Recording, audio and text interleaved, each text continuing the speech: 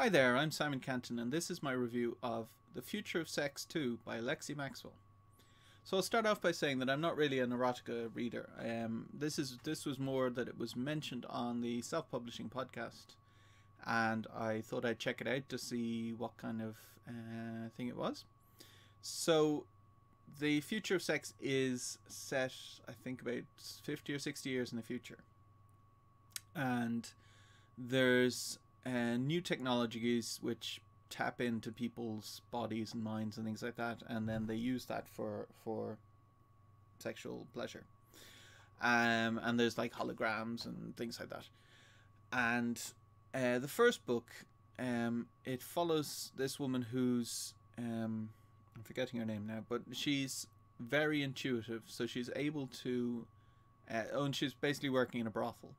So she's able to meet these guys and work out exactly what their particular turn-ons are within seconds of meeting them, and then do whatever they want. And she's like a method actor. She's putting herself into the role that they want her to be in.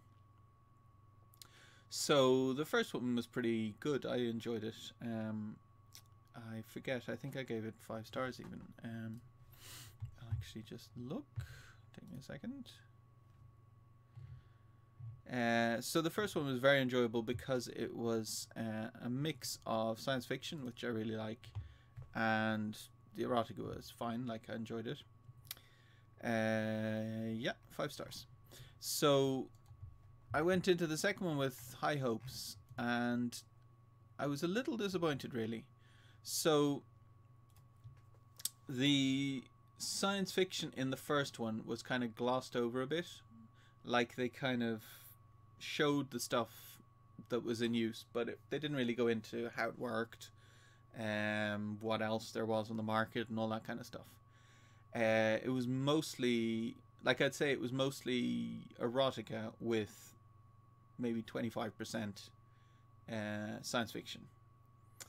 And the second book is more like 75% like hard science fiction, like detailed plans and things, and 25% erotica. And the erotica itself wasn't particularly salacious either. Like, it was kind of tame. Obviously I'm not, like, I haven't read a lot of the genre, so I don't know, but it wasn't particularly risque or anything.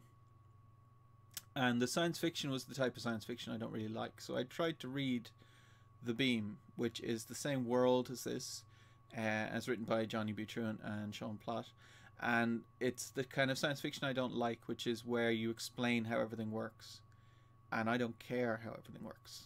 If someone walks towards a door and it recognizes them and opens, well, just let it recognize and open. You don't have to detail how there's a database of all of their DNA and it's scanning the whatever. I don't care. So it seemed like there was a lot more of their fingerprints on this one than there was on the first one. At least to me it seemed like that. And there was a lot of explanations of this is working like this because of this and blah blah blah. And the other thing was that there was like a cliffhanger at the end, which I tend not to. It's a very risky thing to put a cliffhanger in a book, because if someone's not entirely on board, then you basically get them going, okay, sod this. This is annoying. Like, they really have to be 100% engaged for the cliffhanger, for them to get to a cliffhanger and go, oh, I have to read the next one. Because if they're even slightly like, if they're not completely on board, then they'll just go, yeah, I don't care. And the cliffhanger pushes them further away, because then they know that the next one's going to end in a cliffhanger, and the next one's going to end in a cliffhanger, and they're never going to get a resolution, so it's just going to annoy them more. At least that's what I feel. So I give The Future of Sex 2 2 stars out of 5 over here on my vlog, which is 3 stars out of 5 on Amazon, meaning that it was okay. I enjoyed it, but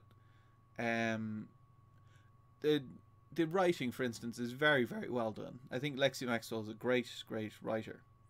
It just, the subject matter wasn't interesting to me. I'm not into all that techie detail stuff. So yeah, 2 stars out of 5 or 3 out of 5 on Amazon. Thanks for watching.